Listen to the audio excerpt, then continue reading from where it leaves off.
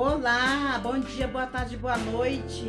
Seja todos muito bem-vindos, meus amados e amadas, mais uma vez no canal. Para nós fazer aqui a nossa leitura com lição de com hoje neste sábado. Estamos nós na lição de número 10 do terceiro trimestre. E o assunto da semana ainda é sobre a sutileza contra as práticas da mordomia cristã. E a nossa leitura de hoje ela vai estar aqui em Atos, capítulo 17, o verso 24, diz o seguinte: o Deus que fez o mundo e tudo que nele há, sendo Senhor dos céus e da terra, não habita em templo feito por mão de homem. Isso é verdade. Então aqui está a nossa leitura de hoje, para darmos início aqui ao nosso tópico, né? Nós vamos entrar aqui no nosso tópico 3 desta lição. E desde já eu agradeço a todos vocês que fazem parte dessa leitura maravilhosa. Então vamos nós aqui para o nosso tópico 3, que diz o seguinte: doutrina bíblica da mordomia cristã. E também o ponto 1 diz: Deus, o Criador e provedor. Amém? Deus é o Criador e o provedor de tudo. Salmo 24, verso 1 diz: do Senhor é a terra e a sua plenitude, o mundo e aquele que nele habita. Né? Então, todos os seres viventes, incluindo nós, eu e você, né? Tudo somos nós criatura de Deus, né? Porque tudo foi Deus que criou. E também, né, o Deus que fez o mundo, tudo que nele há, sendo o Senhor dos céus e da terra, como nós lemos no Atos 17, o verso 24, tudo que existe no mundo, incluindo toda a sua riqueza, todos os seus bens, toda a tua sabedoria, toda a tua força, tudo que nós conseguimos é porque Deus nos deu força para adquirir, deu-nos sabedoria, né, para nós poder lidar e obter aquilo que nós temos. Tudo de bom existe, né, porque provém dele. Porque de Deus só provém coisas boas para a nossa vida. E Deus, portanto, é a fonte de toda e qualquer riqueza que porventura o homem venha possuir, né? Isso aí, a palavra de Deus é certa, que tudo que o homem tem é porque Deus proveu na vida dele ou na vida nossa. Alguém pode dizer assim: não, mas eu que me esforcei, eu lutei muito. Mas por quê? Porque Deus te deu a força para lutar. A palavra de Deus diz que Davi, ele venceu um gigante na vida dele, um que ameaçava seu povo. E que nós vimos ali que não foi Davi, mas a força de Deus na vida de Davi. Então isso que Deus quer dizer, que se você às vezes acha que porque você conseguiu as coisas porque você se esforçou, mas lógico que Deus dá essa força para você se esforçar. Tudo vem de Deus, né? Como diz a sua palavra, né? E olha só o que Moisés diz: lembra-se do Senhor, seu Deus, porque Ele é quem lhe dá força, viu? Para conseguir riqueza.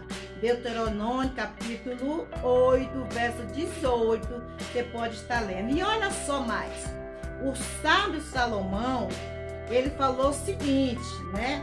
E ele era um homem sábio. A Bíblia diz que Salomão foi um homem tão sábio da época que não houve outro além dele e não ia haverá época nenhuma um homem tão sábio como foi Salomão. E esse homem sábio, ele diz o seguinte, Salomão: as bênçãos do Senhor é que enriquece. Lá em Provérbio 10, verso 22, está escrito, né?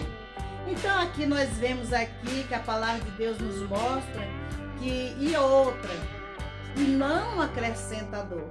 Então olha só, neste ponto 1 nós reconhecemos que Deus, Ele é o provedor, é criador de todas as coisas. Então tua vida está na mão de Deus, então confia no Senhor e Ele tudo fará. Vamos nós aqui rapidinho para o nosso ponto 2, que diz o seguinte: o homem como despenseiro e administrador das coisas de Deus. Olha só, tudo que você possui, tudo que você tem é de Deus. E aqui Deus tem nós como dispenseiro, né? Ou seja, o dispenseiro não é dono, ele cuida para o seu senhor. E essa parte no Antigo Testamento, o mordomo no mundo antigo, né? Era o que cuidava das coisas do seu senhor. Mas uma coisa que Deus e o seu senhor daquele mordomo não aceitava que o mordomo exercesse sobre aquelas pessoas era o poder. Porque o poder pertence a Deus.